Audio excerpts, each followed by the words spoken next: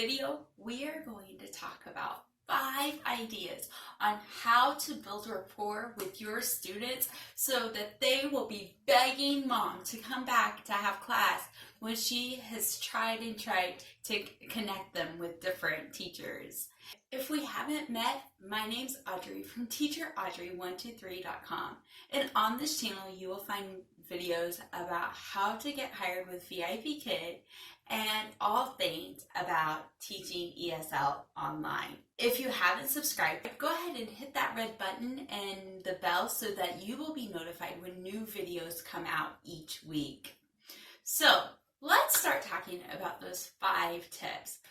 We understand that there are a myriad of teachers out there just trying to fill their schedules and appealing to the students. I can only imagine what it's like on the parents' end and the students' end, scrolling through their app trying to find the best teacher with all these amazing personalities. And so what you want to do is once they've clicked and scheduled a class and hit that start class button, that you give them a taste and desire to want to come back and have class with you. So the first thing that I've found is to adapt to the personality of the student. I have students who are high energy and we are playing throughout the entire class and making jokes, and even with some of my older students. And then I have students who have a more mild personality, who aren't very open and don't really like to joke around or play around. And so I have found to respect my students with their personalities and learning to encourage, and even with some of mine who are maybe kind of shy or not very open, to give them the opportunity to open up and enter in, but not to be overbearing that they want to shut down and can't be who they are. So the first tip is to adjust to the level of your student's personality. The second tip is to smile and laugh. I have found the importance of keeping my students engaged by making different mistakes or finding out things that just makes them laugh or to be goofy, and it helps them to relax and enjoy and have fun. And while this will help them want to come back and have class with you, having this fun, relaxed environment with your student with laughter, one, science shows that laughter is good for the soul, and 2, laughter actually helps them relax enough and be able to start retaining even more information. So try to find different ways to get them to laugh or just even a smile, just to brighten up your class. The third tip is to send your students an e-card. If you stay tuned to the end of the video, I will walk you through on the app step by step on how to send your student an e-card. I also would like to hear your comments below and what would be some e-card responses, because VIPKid has standard cards that go out and teachers are no longer able to send their own message. And if you have some ideas of what would be a good encouragement to your students, let me know in the comments, like I said, so that we could let our voice be known to VIPKid and maybe be able to see more meaningful, appropriate, not so generic or so focused on perfection cards, but to have cards that encourage them to continue to work diligently so that they can come over those learning humps and struggles. I have found, after having a rough class and a student seeming discouraged, to send them an e-card that tells them that I'm proud of them.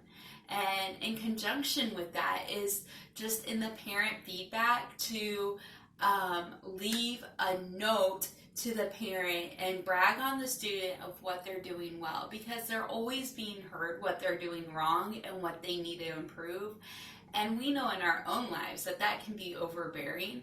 So remember to look at what they're doing well. Even if we feel like it's just this little bit, it's better than what they were doing. And that can help encourage their spirits to want to do right and to try their best. And so I have found that periodically doing that throughout the month will help build that rapport with the student.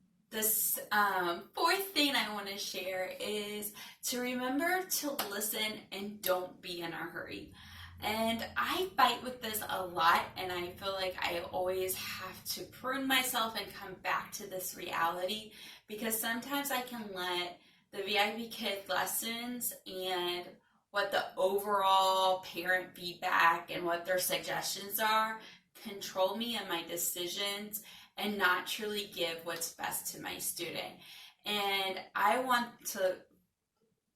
them to see that what they're sharing with me is valuable, and I want to listen and listen attentively and not just hurry on. And of course, there's that balance of trying to figure out how much to stay on topic and how much to let them veer off. And once again, on this approach with having extra in the classroom and maybe missing some slides or just hitting on a topic quickly because you had a good conversation, in the parent feedback and to the LP, I let them know that this part of the class was just as valuable as the rest, because it was allowing them to take what they've learned and to be courageous and try to share it and form those sentences and stuff. And I always write to the parents, if you want me to stick to the lesson, then tell me. And so just take that risk, and be okay if you get a bad feedback, and you can adjust how you see. Just take that risk. And the last tip, number 5, and I feel like it kind of goes back to don't listen and don't hurry, is to scaffold your lesson based on what your student needs. Just like any philosophy or curriculum or vision that you have, when you have more than one person involved and the responsibility is on them, it is hard for everything to go out as planned. And so it's really important to remember that sometimes the answer isn't always holding your student back or moving them forward, and remembering that VIPKid is a piece of the puzzle. And I know whenever I first started teaching VIPKid, I really felt like it's all on me. Like, we've got to get everything correct because I want them to be the best English speakers, and I have this weighty responsibility. But then I was reminded again and again that I'm a piece of the big puzzle. And so they're having English class, they're growing in their English skills, the amount of time that they put in, and then I'm that other piece. And so my job to help my student be the best is to figure out where he's at and make goals specifically for that student and integrate that into the curriculum, because it's better that my student's growing where he's at and being pushed in areas that he needs to be pushed on than a curriculum that's disconnected from our students that maybe doesn't realize that they haven't been exposed to this or they're not learning this as quickly. And of course, there's that pyramid and that different thing, so you don't want to fixate on it, but you can review those letters, you can review those sounds, review the phonic rules, talk about different things that maybe the lesson hasn't brought out to help them continue to build their skills, and then to remind them to practice at home. Okay, so like I said, we are going to take a look at the phone app and see exactly how we can send an e-card to our students. So if we go here to the VIPKid Teach app and click on that. It will bring us to our home screen. Now I'm going to show you 2 ways that you can access your students. One is you can go to this middle button down here and click Students, and you're going to have it showing all the different students you have. And then if you scroll down, it will show you if you have any new students to send an e-card to, or someone who has a birthday. So if I went through here and I see Diana had a birthday, I could send her an e-card, birthday card, just to show her that I'm thinking about her, and also an indirect way of encouraging her to book class with me. So I will select the birthday and send it and put yes, and she will receive it. Now another way is to go back to your home screen and say that you have a student that you have regularly and they're not showing up in that student feed, and you have to go hunt them down in the section of students they're in, but you know you just taught them a couple days ago. You could go and send them an e-card. So for example, today I taught a student and she's improving, but she's kind of timid. So I want to let her know that I am proud of her effort. So I clicked on today, and I'm going to go and find Guagua, and there she is. And I'm going to click on her name. If I click on her name, it will take me to her profile. And then she's also new to VIPKid. So, and this is my second class. So I can go to the card and I can send a card. And then from here, I can do something about our class time, or I can do a congrats on welcome to VIPKid. And I'm actually going to send her one just about her work. So I like this one that says, wow, you did such a great job in that last class. I'm very proud of you. Keep practicing every day and you will speak and read perfect English soon. See you in the next class. So I'm going to select that card and hit send. And this is a free token, and put OK. And it is sent.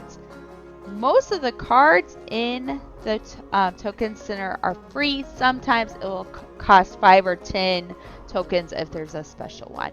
So like I said earlier, e-cards are a great way to engage and build rapport with your students so that they will want to come with you. And one last side note, if you see up here in the speech bubble, this is going to show you that this card was sent successfully, and you will know the contact that you have with the student. So say that you go and tomorrow you go and write feedback and you're thinking, did I really email Guagua or did I just think I did? You have a running record of that.